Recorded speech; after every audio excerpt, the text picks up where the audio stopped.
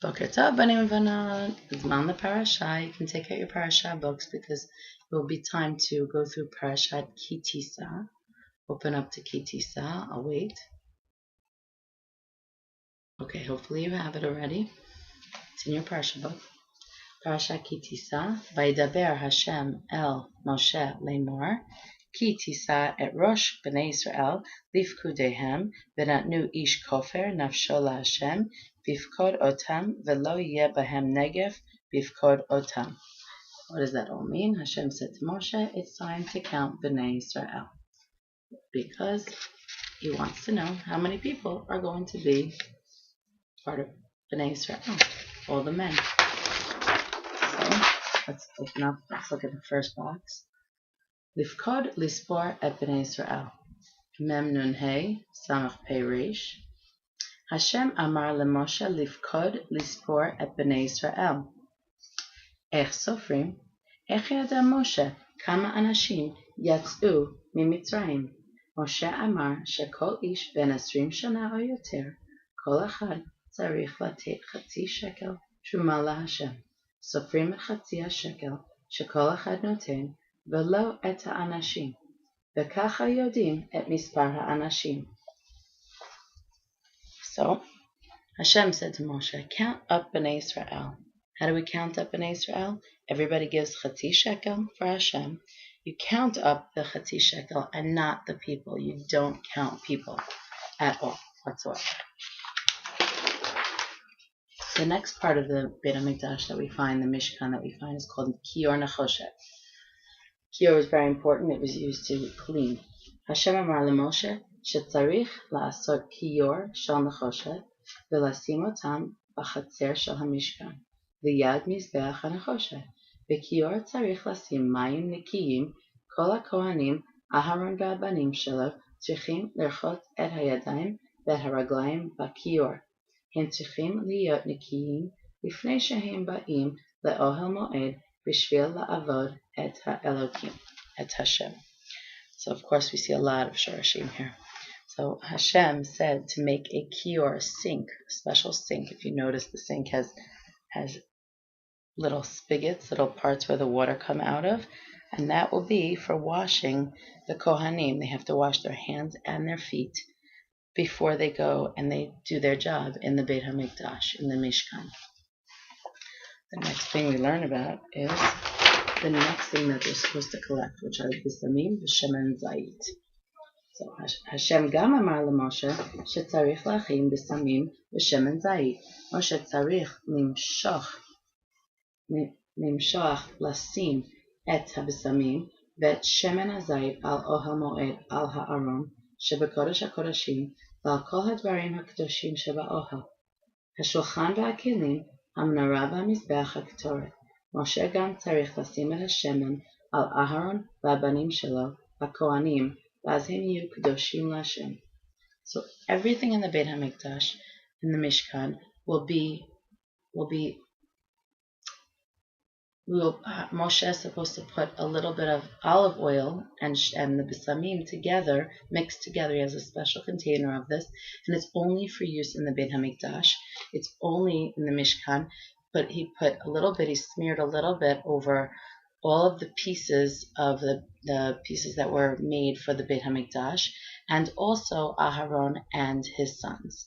That's what he was using, and that's called Meshicha. Meshicha is like smearing. That's where we get the word Mashiach from. Also, Mashiach is going to have this special oil smeared on him, so we know that this is the Mashiach. But that's how we knew that they were now special for Hashem. Every piece in the Beit HaMikdash and the Mishkan was going to be special from Hashem by the special shemen and the samim mixture. Now we get to find out who was chosen as the creator, as the builder of the Mishkan. It was a boy named Bezalel ben Uri. Bezalel ben Uri, we learn, is just 13 years old. And it's amazing that a 13-year-old can actually build a Mishkan. But he was so pure and he knew exactly how to do so much that 13 was not like a regular 13-year-old. And he was chosen because of his skills. Hashem amar leMoshe sheBetzalel ben Uri mishevet Yehuda יחד עם עוד עוזרים, אנשים חכמים וטובים, צריכים לבנות את המשכן, ואת כל הכלים בתוך המשכן. So this boy Bezalel, he and other people were chosen. He had to choose people to help him out, to help him figure out how to make the Mishkan. He knew exactly how to make everything in the Mishkan, and he had helpers to help him. He was able to tell people, do this, do that, do the other thing, and that way the Mishkan stuff was able to be built. So it's amazing that this boy could do this. Then we find out a very, very important part of our Torah. The Lishmor et HaShabbat, which of course we do tonight and tomorrow. כשמשה היה על הר סיני, השם אמר למשה להגיד לבני ישראל לשמור על השבת. 6 ימים בשבוע צריך לעשות מלאכה, עבודה, וביום השביעי אסור לעבוד. היום השביעי הוא יום מנוחה. היום השביעי הוא שבת קודש, יום קודש להשם, יום קדוש להשם. השבת היא אות, סימן, sign, בין השם ובין בני ישראל. השבת מקדשת את בני ישראל. השבת עושה את בני ישראל קדושים. השם אמר למשה להגיד לבני ישראל שהם תמיד צריכים לשמור את השבת. את הדברים האלה שהשם אמר. אנחנו אומרים כל שבת בקידוש. So, of course, we all know V'shamru b'nei Israel et HaShabbat. That's in this week's parasha. It's from Kiddush. And Hashem reminds Moshe to tell everybody that Shabbat is the most important day. It makes us special. We don't just have a day where we're resting. We have a day where we remind ourselves that Hashem created the world, that Hashem is in charge, and that He gave us this special day to rest, but also to do mitzvot. And we don't have to go to work, and we don't have to be distracted by doing all the other things that we do during the day to do these mitzvot. We can go to shul, we can relax, we can make brachot, we can make kiddush, but it makes us special. It's only us, only Bnei Israel, who really celebrate this day of Shabbat, and we keep it, and we're not allowed to work. We're not allowed to do things because Hashem said, you know what, 6 days you work, 1 day keep for me. It's mine. I want you to relax. I want you to daven and to have real concentration where you're not worried about the day. You're not worried about anything else. You're not worried about how much work you have to do and how much homework you have to do and how many chores you have to do at home, cleaning your room, taking out the garbage, doing whatever. You don't have to worry about that. You worry only about mitzvot. It's amazing that we have 1 day where we can do that, and it refreshes us for the rest of the week. So, of course, we say it in our Kiddush. We remind ourselves every time, every Kiddush, V'shamru b'nei Israel et HaShabbat. But then, after all that, Moshe is going up on Har Sinai. He's going to learn all about the mitzvot, the whole Torah. He's going to learn everything he can possibly learn. And he tells Bnei Israel, of course, we all know this, he tells Bnei Israel, count the days, I will be back in 40 days. And Bnei Israel start counting from the wrong time. They start counting not from the day that Moshe went up. They started counting from the day that Moshe went up, not the next day. He didn't go up right away in the morning. He went up in the afternoon. So they should have started counting from the next day. They did not, however. They started counting from the day, the day he went up. Now, the problem with that is, of course, when it got to the 40th day, it was really the 39th day. And of course, they say, where is Moshe? Why isn't he coming down? And they're waiting, and they're waiting, and they're waiting. And they say to Aharon, we need to do something about this. He's not coming down. He must have been killed in Shammai. So, what did they do? Egel HaZahav. That's a big problem. Moshe haya al Har Sinai, Har Zman. ובני ישראל חיכו וחיכו למשה על יד ההר. כשבני ישראל ראו שמשה לא בא, הם אמרו לאהרון לעשות להם אלוקים אחרים, שיראה להם את הדרך במדבר. אהרון אמר לכל האנשים לתת לו את כל התכשיטים, תכשיטים, Shasharot, Agilim, Kol HaTachshitim Shelahem. Et HaTachshitim Shel HaNashim, Shel HaBanot V'Shel HaBanim. Bnei Israel heviu et HaTachshitim El Aharon. Aharon asa lahem mehatachshitim egel mizahav. Uvnei Israel asu davar ra me'od. Hem rakdu misaviv la'egel hazahav, vehem hitpalelu la'egel hazahav. So, of course, they lost count. They counted wrong. And when they saw he wasn't coming down, they said to Aaron, Aaron, we need a new leader. Moshe's not coming down. We need a new leader. Make us a new leader. Make us a new Hashem.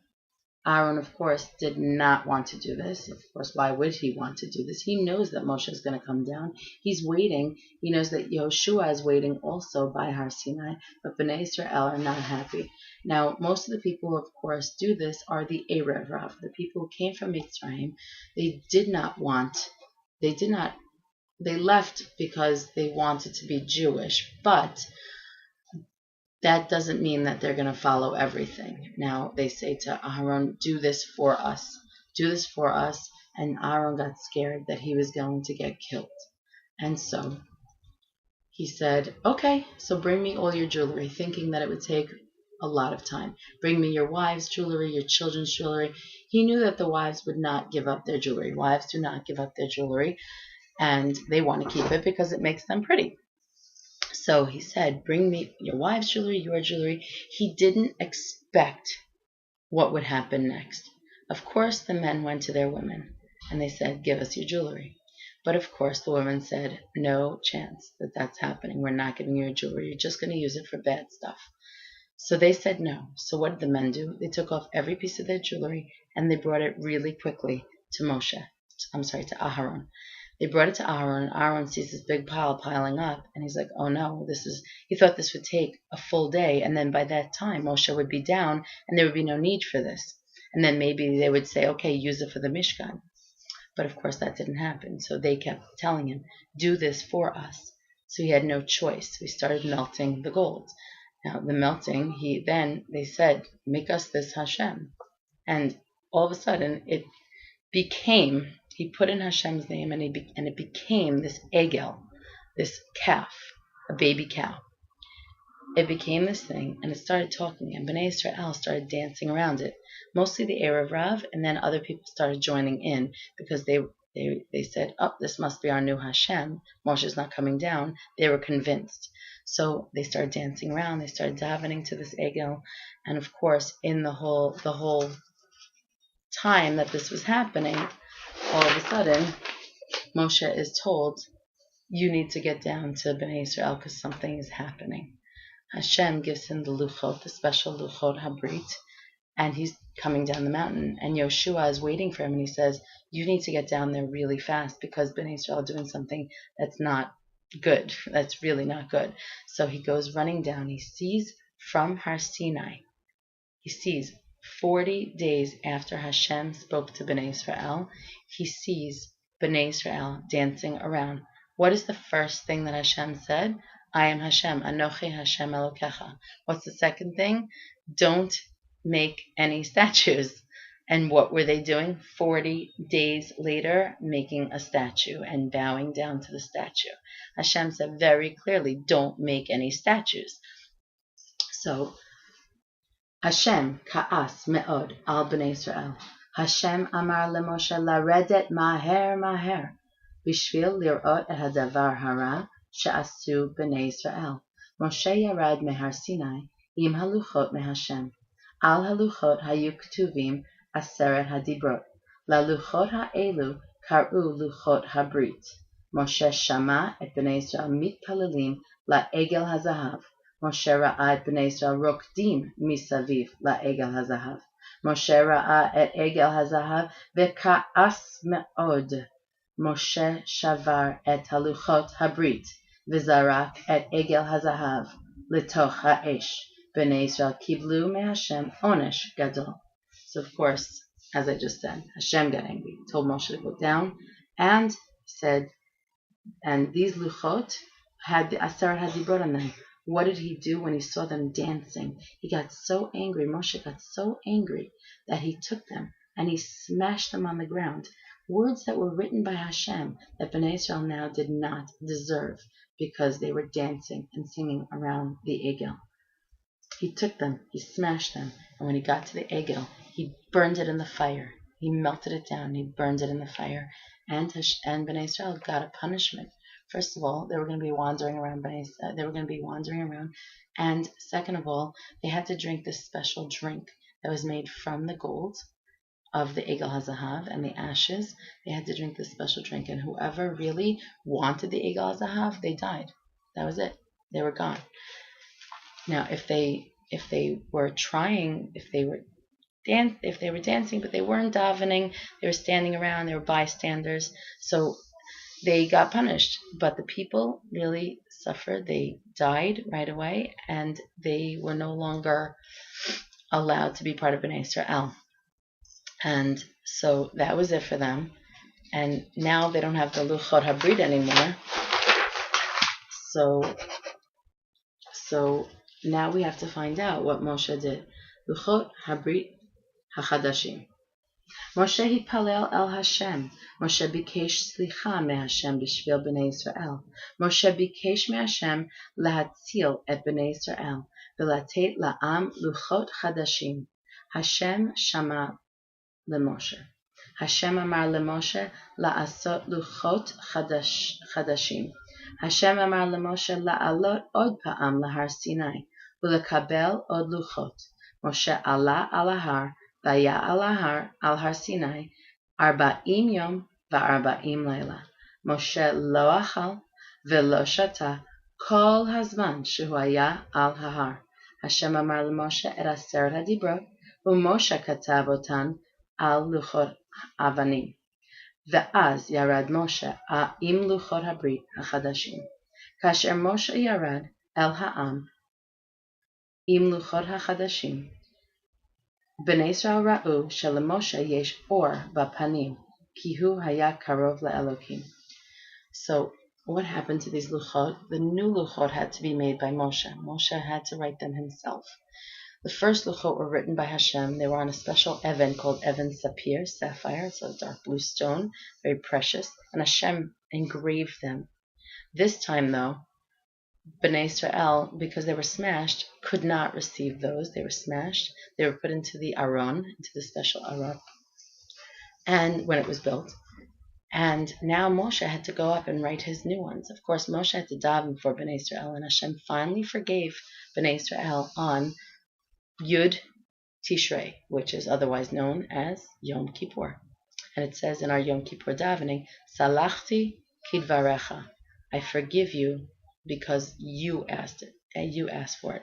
Bnei Israel really don't deserve it, but because Moshe davened, Hashem forgave Bnei Israel. But then, because Moshe smashed them in his anger, he had to write the new ones. They were not going to be engraved anymore by Hashem. He had to write the new ones, and he couldn't use the Even Sapir. He used regular stones. So he had these regular stones. He stayed up for another 40 days and 40 nights writing them, and he was able to bring them back down. But when he came down, he had special karnei or emanating from his face. He had special light, and from then on he had to wear a special covering over his face so that Bnei Israel could not see his face, could not see those karnei or, because he spent so much time with Hashem.